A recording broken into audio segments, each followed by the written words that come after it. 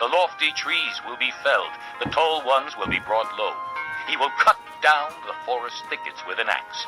Lebanon will fall before the mighty one. Chapter 10.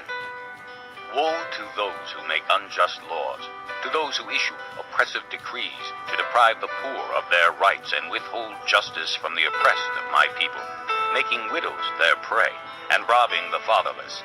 What will you do on the day of reckoning, when disaster comes from afar? To whom will you run for help? Where will you leave your riches? Nothing will remain but to cringe among the captives or fall among the slain. Yet for all this, his anger is not turned away. His hand is still upraised. Woe to the Assyrian, the rod of my anger, in whose hand is the club of my wrath. I send him against a godless nation. I dispatch him against the people who anger me, to seize loot and snatch plunder and to trample them down like mud in the streets.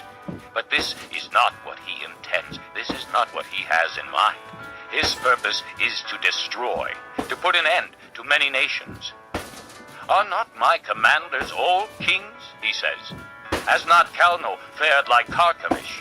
Is not Hamath like Arpad and Samaria like Damascus? Has my hand seized the kingdoms of the idols, kingdoms whose images excel those of Jerusalem and Samaria? Shall I not deal with Jerusalem and her images, as I dealt with Samaria and her idols? When the Lord has finished all his work against Mount Zion and Jerusalem, he will say, I will punish the king of Assyria for the willful pride of his heart and the haughty look in his eyes. For he says, by the strength of my hand I have done this, and by my wisdom, because I have understanding. I removed the boundaries of nations. I plundered their treasures. Like a mighty one, I subdued their kings. As one reaches into a nest, so my hand reached for the wealth of the nations. As men gather abandoned eggs, so I gathered all the countries. Not one flapped a wing or opened its mouth to chirp. Does the axe raise itself above him who swings it, or the saw boast against him who uses it?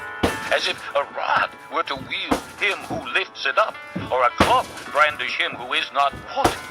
Therefore the Lord Almighty, will send a wasting disease upon his sturdy warriors.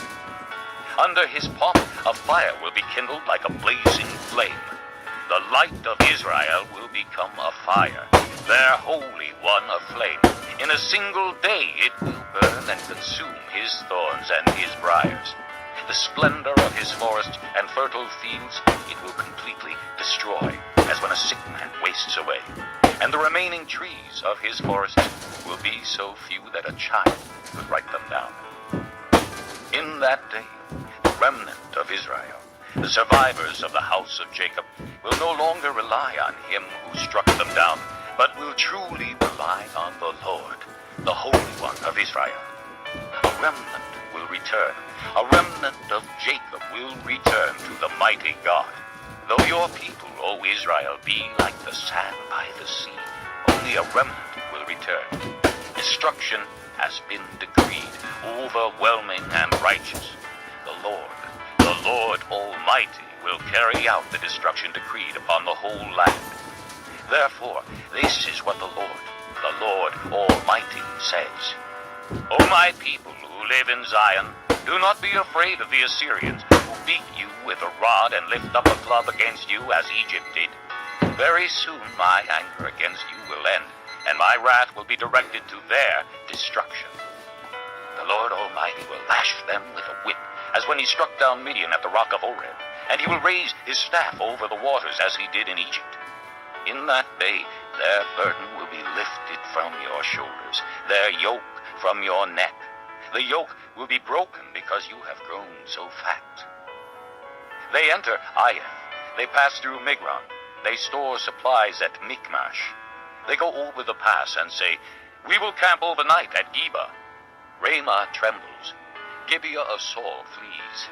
Cry out, O daughter of Galim. Listen, O Laisha. Poor Anathoth. Madmana